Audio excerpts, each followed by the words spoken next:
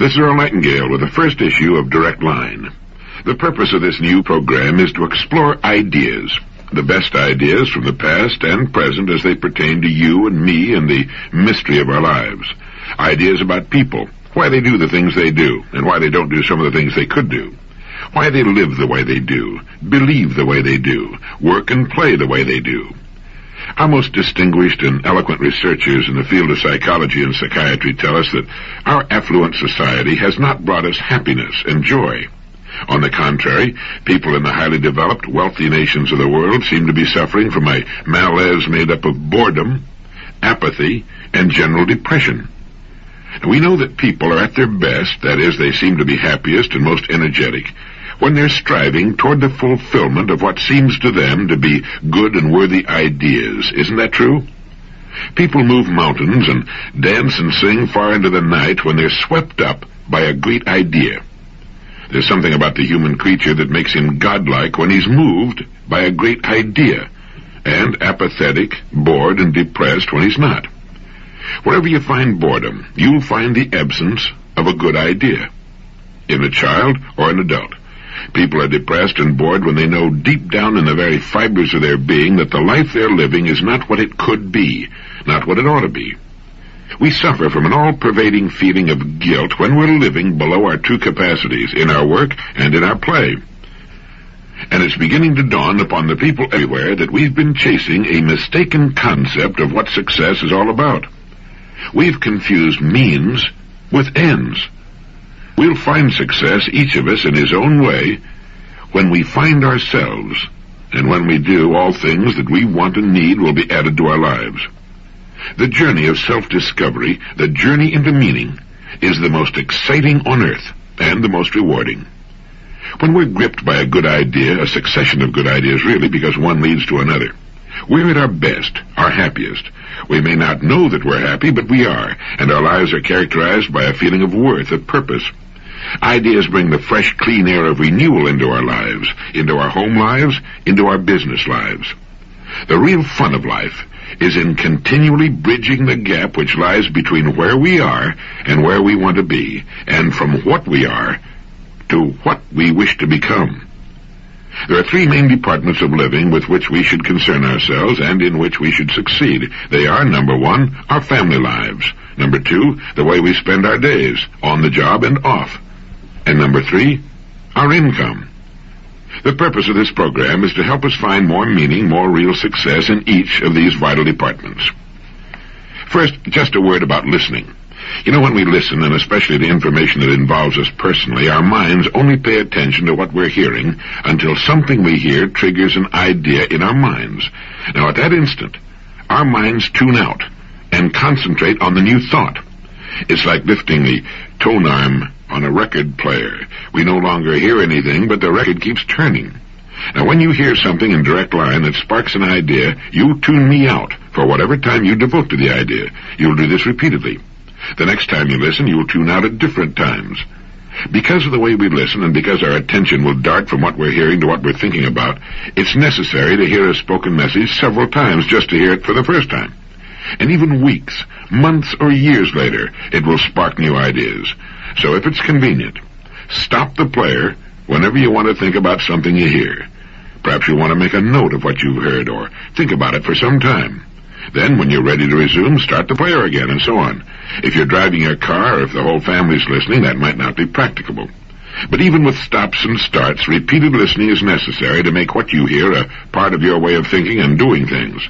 Unfortunately, we don't learn much from something we read only once. If it were printed, it would take time away from other things. In audio form, it can be listened to while we're doing other things, such as commuting to and from work, while traveling on business calls, while dressing, having breakfast, while relaxing after a long day, and so on. Moreover, in this form, it can be heard by all members of the family. If it were only in printed form, it's unlikely that it would be read by more than one, two at most. Another important reason for the cassette tape is that listening is our most effective and effortless way of obtaining information, the most natural way to learn anything. We learned by listening for many years as children before we learned to read. You see, we pluck ideas from speech as we might catch fish from a flowing river. We're not even conscious of the words being used. We listen for ideas. And that's what this program is all about. We learn to read by listening. And for most, reading remains something of a mechanical process from which ideas must be constructed. And finally, the spoken word carries so much more interest and flavor, so much more meaning, and an emotional impact impossible with the printed word. Well, let's begin with this great thought. It has appeared in many forms in man's literature, but I believe it was Emerson who put it best. Nature magically suits the man to his fortunes by making these the fruit of his character. We might experience some difficulty in finding out what we're really like by trying to look inward, but we have only to look about us at our fortunes, for they are the fruit of our character. The late Dr. Maslow, former president of the American Psychological Association, said you judge a person the same way you judge an apple tree, by his fruit, by what he produces. Do you go along with that? It's hard not to, isn't it? Well, what is character? My Random House on a Bridge says character is the aggregate of features and traits that form the apparent individual nature of some person or thing. My Oxford English Dictionary gives as its first definition a distinctive mark, impressed, engraved, or otherwise formed, a brand, a stamp. Any person who has had the chance to live as an adult for any appreciable length of time begins to collect about him what we can call his fortunes. They represent a merciless mirror of him as a person. They reflect his nature and constitute, in total, a distinctive mark, a brand, a stamp. Just as you can tell the name of a fruit tree by examining its fruit, you can tell a great deal about a person in the same way. And we can tell a great deal about ourselves. We surround ourselves in an environment, in circumstances, as Professor Jose Ortega y Gasset used the word, which reflect us, and which include our true beliefs. No matter how loudly we talk about what we believe in, our circumstances reflect our true beliefs. They show to others what is important to us. They reflect our degree of maturity at any given stage of our lives. You see, our fortunes are simply the sum total of what we want and believe we are qualified to receive at any given stage of our lives. For our fortunes should change. They should not just accumulate as we get older, they should change in quality. Change to reflect the changing person. If they do not change, it is an indication that we are not changing. If they do not grow in quality, it's an indication that we are not growing and maturing as persons. Our fortunes are the fruit of our character, and our character changes. Someone once said to Dr. Robert Hutchins when he was Chancellor of the University of Chicago with regard to adult education that you can't teach old dogs new tricks. To which Dr. Hutchins replied, human beings are not dogs, and education is not a bag of tricks. We can grow through knowledge with good ideas, and as we grow, our worlds will change to reflect our growth. We outgrow our old selves and shake them off like stiff cocoons no longer big enough to contain us, and that's as it should be. That's the way a person, a family, an organization of any kind should grow. We might say that a person, or an organization, will grow in proportion to two main conditions. The first concerns his degree of receptivity. Are his windows open to the fresh breeze of renewal in the form of new ideas and creative thinking? Many persons, in organizations are closed systems. They've got their windows closed and locked, apparently in the belief that they're already the repository of all useful information.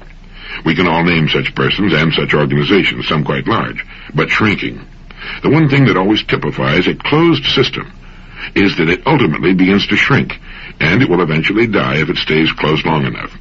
Any person or persons making up the management of any sort of organization who feel no need for new ideas, or who do not challenge their own beliefs from time to time, are on the road down toward stagnation and decay.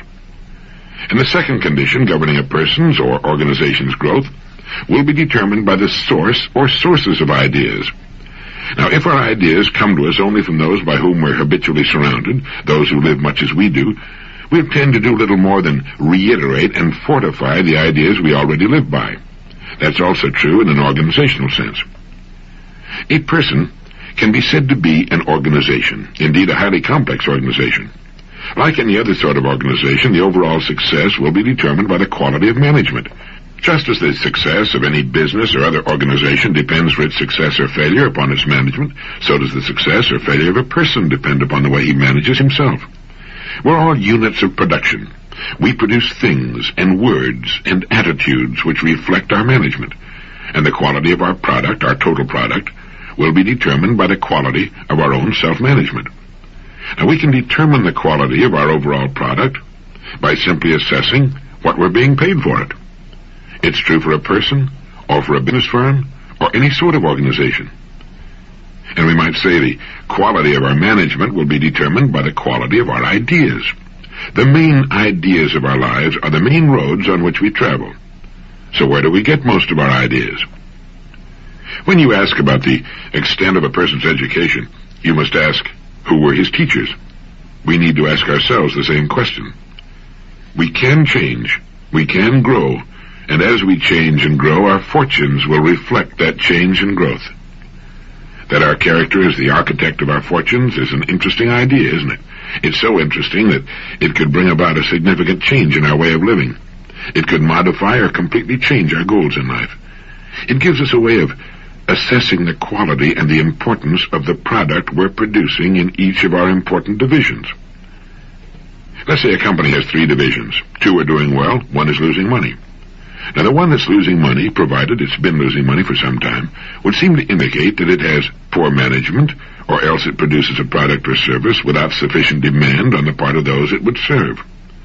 Now, the same can be said to be true of the different departments of our lives.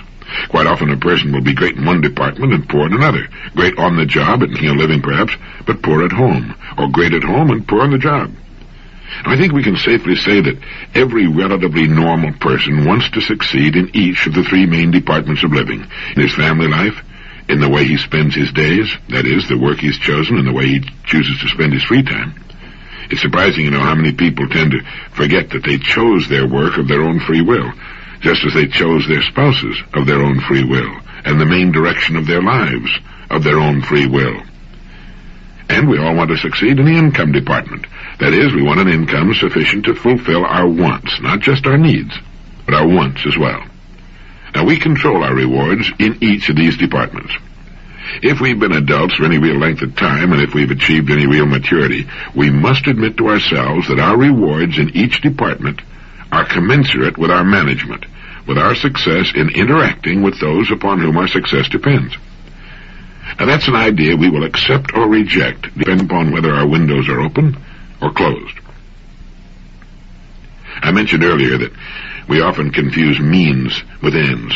For example, an automobile is a means to an end. It's a means of getting from point A to point B. Money is a means to an end. It's the means to the kind of life we want to live. It represents financial security now and in our later years. It represents good health, education, travel, a good home, and so forth. Now, in our society, these means to ends and others have often been confused with ends. The automobile or money in itself has become an object of veneration, not for what it will do for us to make life more convenient and more pleasurable, but rather for what it is in itself. We tend to worship objects in our society. And finally, we find ourselves in possession of all the objects we ever wanted, and we stand in the middle of them and look at them and come to the realization that they're not enough, not nearly enough. A human being needs more, much more than a pile of objects, important as some of them are. And that's one of the reasons we find so much depression, so much boredom and apathy about us. People have what they wanted. Why aren't they happy? Could it be that they've not moved on to other, larger and more worthwhile goals? I think so. George Bernard Shaw said that it is the first duty of every man not to be poor. I agree with that. Poverty has never brought happiness. We see it staring from the hunger-ravaged faces of the world's underprivileged. We see it in our ghettos. But there are 2 kinds of income, psychic and tangible. Now, psychic income is the income of the mind and feelings, the kind we get when we look at our loved ones or when we've done a good job. Psychic income is the income the firemen get roaring through town with the sirens screaming. It's the income a police officer knows when he straps on his revolver and assumes the authority of his uniform. There's psychic income that comes with a promotion, with the executive suite. It's excitement and satisfaction, and it's perhaps the most important income we receive from our life's work. We can make a living, we can get rich doing many things, but psychic riches come from being in the kind of work we like, doing the things we want to do. Conrad Lorenz, in his excellent book On Aggression, tells us that the drive to fulfill oneself, to realize, if possible, the potential of one's unique endowment is coded in our genetic instructions. And it's going contrary to our genetic instructions that causes us anxiety, guilt. We seem to know that there's a way to live that's better than the one we're settling for. Now, families, schools, society all work to fit us into established pigeonholes, and for some it's fine. For others, the shoe doesn't fit. It hurts. It rubs and chafes and can become agonizingly painful. No psychic income there. So those must seek it off the job in hobbies and avocations, or change the job. But we need to get it somewhere. Psychic income is an important part of our income picture. As to financial income, it should meet our requirements. What those requirements are is a matter of individual taste. Our income should be sufficient for us to live in the style we most enjoy, have the things we think are important, do the things we want to do, see the places we want to see, and perhaps help others who didn't manage or couldn't manage to work it out for themselves. In a society such as ours, it can be said that not every person can find the kind of gainful employment that forms a perfect fit with his aptitudes, likes, and dislikes. Many factors work to hold a person in a particular place and at a particular job other than the amiability of the job itself. But I do believe that almost every thinking, growing, maturing person can find the work he enjoys. And for the rest, the deep sources of satisfaction and interest can come from experiences not connected with their work. For some, their work is the very mainstay of their lives. For others, it's simply the means to an end. Many people are quite content to not work at all. Most retired people enjoy their retirement and wouldn't change things for the world. But for some, active, mind-engaging work is as necessary as food and drink. For many women, running a home, raising their children, caring for their husbands, and 1,001 things necessary to that life are more than enough for all the satisfaction they need. They're quite content with their lives, as they should be. For other women, such a life is unthinkable, the way to madness. They need other interests, other lives. To expect that 50% of the human race should be content with keeping house and raising a family is ridiculous. It's as ridiculous as it would be to expect all men to be lawyers or bricklayers. A woman can want the love and companionship of a man and perhaps a family, without at the same time having an aptitude or even an interest in keeping house. She might prefer to be a brain surgeon, a teacher, a business executive, or any one of the 200,000 possible occupations in our society. We've been taught to live within our means, and it's good advice for a company, a country, or a person. But what are our means? Have we explored our means? Do we know what our real means are? People say a person shouldn't reach beyond his capacity. It'll only end in frustration and disappointment. What is a person's capacity? How's he to find out what it is unless he reaches? The man and wife in a so-called average home on an average street in an average town haven't the faintest notion, as a rule, that they can sit down at the kitchen table, make a list of everything they want, number the items on the list in the order of their importance to them, and then get everything on that list in 5 years, certainly in 10. An American labor leader once commented that the American people can have anything they want. The trouble is that they don't know what they want, and this most certainly applies to income. A British survey team discovered that the average American family believes that happiness can be guaranteed with a 20% increase in income. It's obvious that most people haven't the foggiest notion as to what constitutes happiness. How does a person increase his income to the point where it more comfortably meets his needs, his present needs, and his savings and investment needs for the future?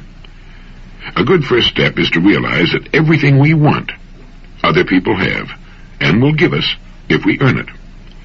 $1 from just 10% of the families in the United States would come to $7 million. Our income is in the hands of others. If our income is not what we want it to be, we must examine our product and our management.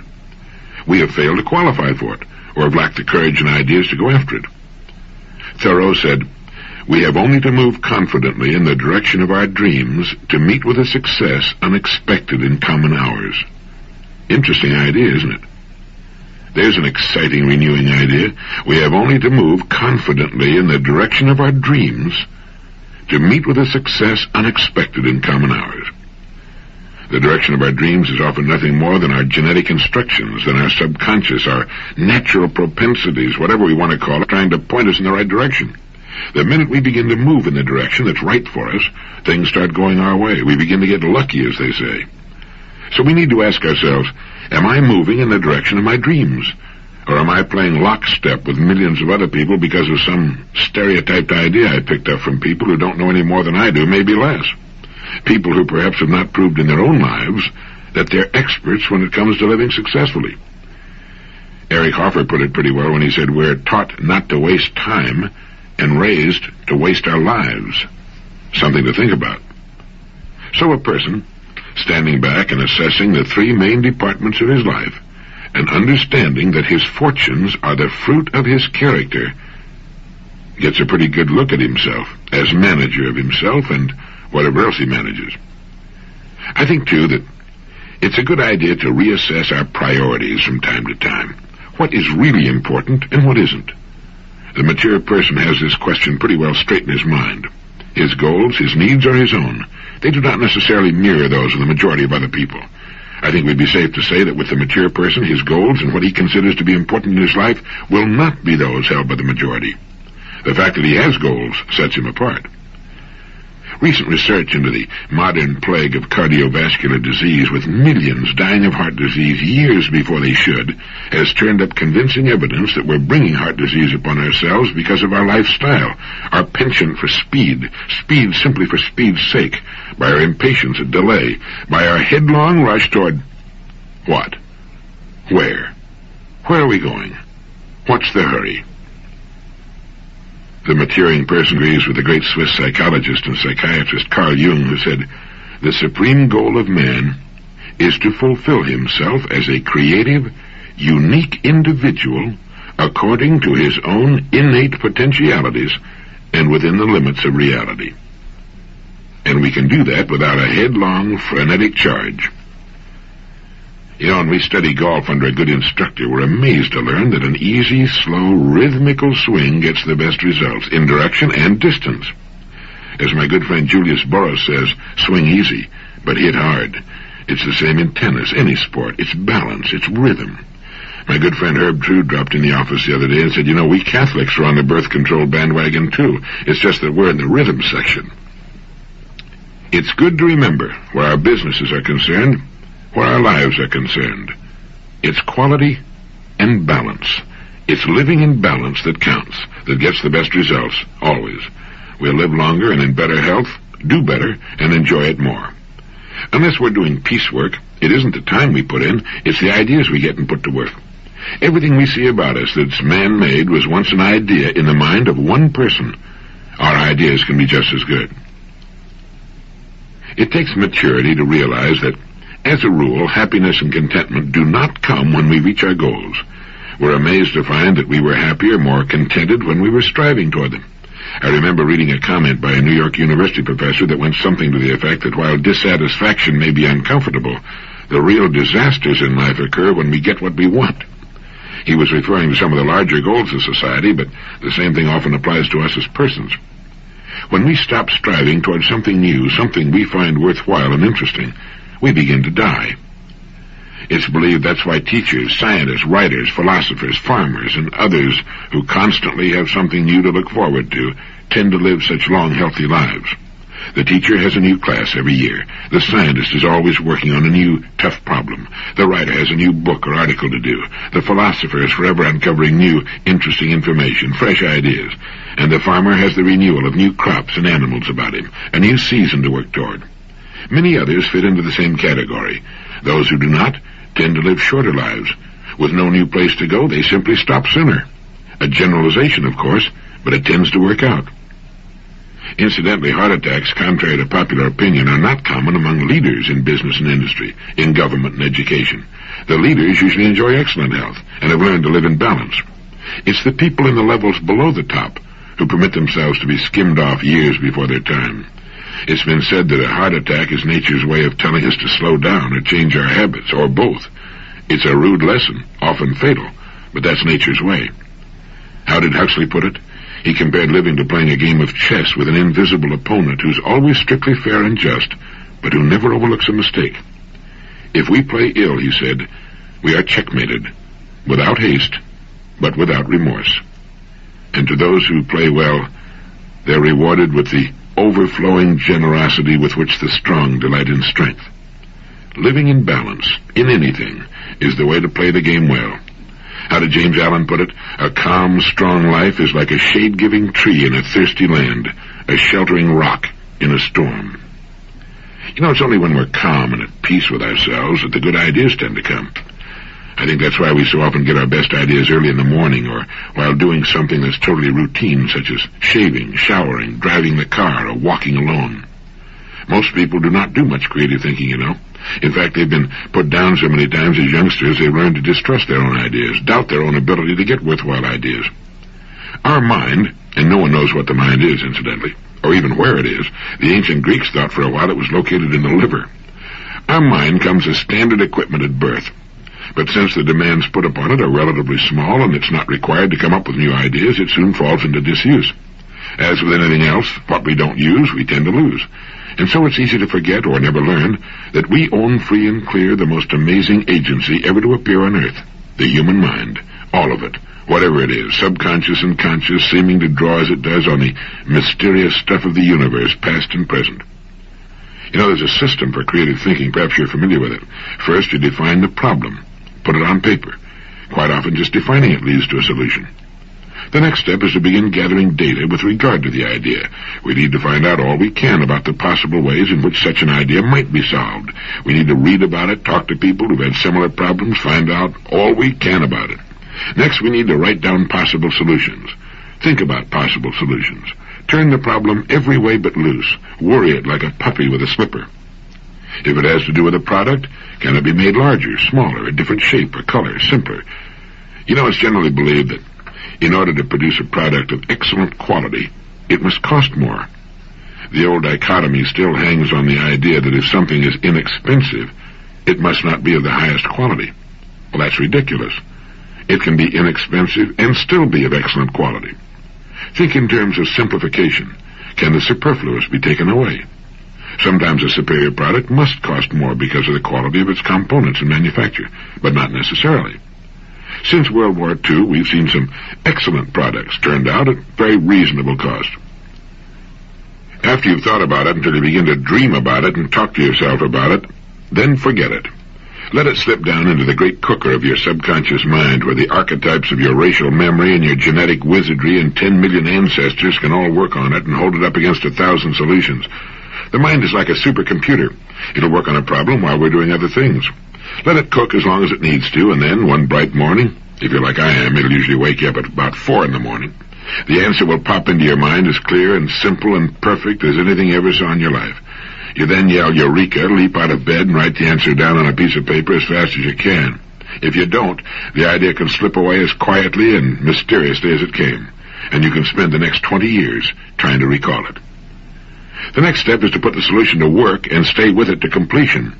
Don't try to play it too safe. Nobody ever got to second base trying to keep one foot on first. Either you have confidence in your ideas or you don't. Getting good ideas is only about 10% of the job. The 90% is the follow-through. The person who will follow a good idea through to completion is one of the most valuable people in our society. Every problem is an opportunity. Our opportunities are an exact ratio to our problems. We have great national problems. Therefore, we have correspondingly great national opportunities. The bigger the problem, the better the opportunity. Problem, pollution. Great industries employing many hundreds of thousands, perhaps millions of people will be built upon the problems of air, land, noise, and water pollution. Problem, population. Population means people, and whether you're serving their growing needs or helping them to hold their numbers in check, you've got opportunities. Millions are already being earned in these problem areas. There seem to be two main classifications of people in the world, the big group, which is made up of those who are part of the problem, and the small group made up of those who are part of the answers. Which group we choose to be in is up to us. A professor at MIT has said, the changes taking place in the world today are not merely changes from one form of society, one form of technology to another. They're so wide-sweeping that they're taking us from one major epoch of human history into another. We are in an order of change which is completely different from anything our ancestors knew, unless we go back 10,000 years when they invented property, ownership, work and mechanics based on the wheel. Change. Unprecedented, amazing change, and you and I are right in the middle of it. For some, change represents a threat to the status quo. For others, it represents unprecedented opportunity. For me, and I hope for you, change always represents new opportunities for growth, development, for the setting of new goals, for the moving on to new vistas, for the fresh breath of renewal. We don't know much about anything, really, but most of the top people in the disciplines touching on human conduct seem to be certain of two major points. One, the average healthy person functions at a fraction of his true capacity, and two, that the most exciting lifelong adventure is bringing more of our real powers to bear in our lives.